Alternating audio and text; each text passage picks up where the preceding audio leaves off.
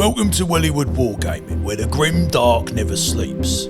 Crack open a bottle of Wild Snake and spark up a low stick as we take a journey down under Hive. Howdy Hive Scum, and welcome back to another episode in my Necromunda Alliance series. Today we're going to be looking at none other than the Imperial Imposters. Now you can find the full rules for the Imperial Imposter Alliance in the House of Artifice on page 78, which is, of course, the Van Saar book. So go pick it up if you haven't got it already. There is no official miniature for this alliance, but we're going to talk about some of the options that you've got in this. But first, let's have a look at the rules. Now, like any alliance, first we have the benefits and then we have the drawbacks. Let's start with the sweet before we get into the salty. The first benefit is that these guys are a criminal alliance. It's not really a benefit, to be honest, but if you are an outlaw in Necromunda, you get access to this alliance. If you are a lawful gang, you cannot be allied with the Imperial Imposters. In terms of strong alliances, of course, being that this is in the Book of Artifice, or the House of Artifice, this means that you do get the strong alliance with Van Saar, which means that the first time you've got to test the alliance, you just pass it and it's absolutely fine. So Van Saar, definitely the best gang to ally with the Imperial Imposter. We then get two special benefits here, and the first one is an honourable word.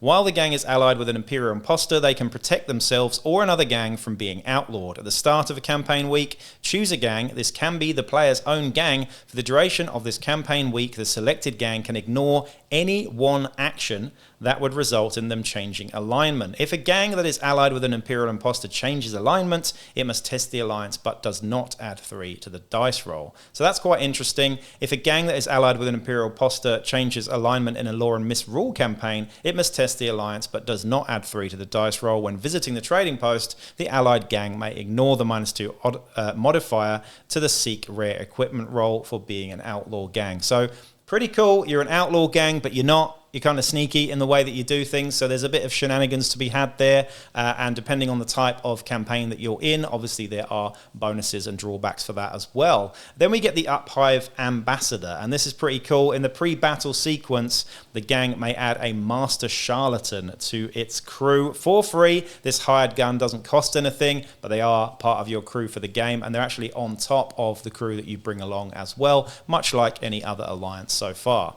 Now for the drawbacks. The first drawback is the Noble Ambitions drawback. During the pre-battle sequence, if the gang has the option of choosing the scenario to be played, roll a d6. On a 1, 2, or 3, the gang must choose Looters, Forgotten Riches, or Caravan Heist. On a 4+, they can choose any scenario as normal. Instead of rolling, the gang can choose to play a scenario, but they must test the alliance. That's pretty standard, but again, I've said this in other videos, those scenarios are kind of dated now.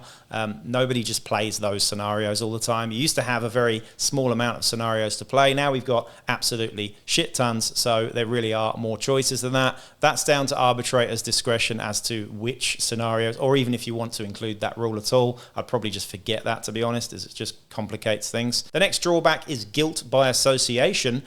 During the post-battle sequence, if the gang fielded a Master Charlatan, they must roll a d6. On a 6, their association has been discovered and the gang is outlawed. But aren't you already an outlaw before you even start this alliance? I'm not really sure. Instead of rolling, the gang can disassociate itself with the Imperial Imposters, but they, if they do, they must test the alliance. That one's a bit confusing. If you fielded the Master Charlatan in a game, you're already an outlaw because that's how you ally with being a Master Charlatan, I suppose. So not really sure how that one works. And again, just another example of Necromunda rules writing, I'm afraid, boys and girls. So you can pretty much just ignore those two, I reckon. Anyway, let's get to the meat and potatoes. And this is, of course, the Master Charlatan. And the reason why you would take this alliance in the first place is because of this. Also, let's not forget, this could be your leader in an outcast gang as well, and this is a really good one. So the Master Charlatan is movement 5, weapon skill and ballistic skill 3+, so like a champion or a leader. Strength toughness 3, which is normal, but 3 wounds, which is fantastic. Initiative 4+, which is kind of low for someone that should be really, really good. Attacks 2 and leadership 7+, cool 5+, willpower 6+, and intelligence 6+ as well. We have a needle pistol. a stiletto sword, and 4 digilasers. Yes, 4 digilasers, which is awesome.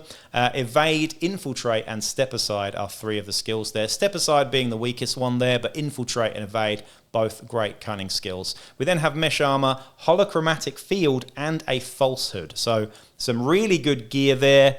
And yeah, I mean, some things to talk about here, really. Now, firstly, the addition of 4 digilasers is fantastic. This guy only has 2 attacks, but if he's charging, obviously he gets 3 attacks, and he's then got his pistol as well. So that's 4 attacks on the charge just with your close combat weapons. And you've also got 4 digilasers as well. Yes, they're only strength 1, but that's 4 extra attacks, basically. So nothing to be sniffed at there, and 2 of them are toxin, by the way, too, which is really nice. Weapon skill 3+ as well is pretty damn good, really. This guy is going to end stuff. We then have the addition of the holochromatic field, which is a rare and illegal piece of equipment that's normally worth 100 credits, so you get some real bang for your buck here. It is -2 to hit you at range, and it is -1 to hit you in close combat. However, this thing on a 1, when it's used, it will distinguish, basically. Extinguish is what I mean. The falsehood is disgusting and is quite often banned in a lot of Necromunda groups, along with the Friends on Collar, but we're not going to talk about that because that's even worse. The falsehood is 40 credits and it's rare 9, but it's far better than that. Basically, you are completely invisible for the first 2 turns of the game, as long as you don't do anything aggressive, basically. So you can just infiltrate into the field, walk about like nobody's business, and just not give any shits at all about any repercussions, basically. So you can't even be a target of psychic attack, by the way, either. So the falsehood is really good. Combine that with a holochromatic field for later on.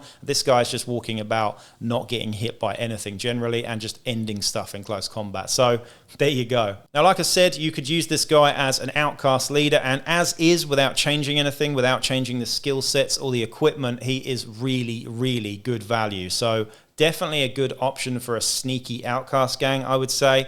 But yeah, I mean, otherwise, if you wanted to do this alliance or even use him as an outcast leader, there is no official model, but there are so many possibilities for kit bashing something really cool and exciting. This one, you know, there are tons of needle pistols and stiletto swords out there. All you'll need to do is find someone that looks a little bit like a noble, a sneaky noble maybe with a hood, and you can run with it and do some really fun stuff with it. Anyway, this was quite a short one, I have to admit, but I will be back with another alliance video real soon. I hope you enjoyed it. Peace out.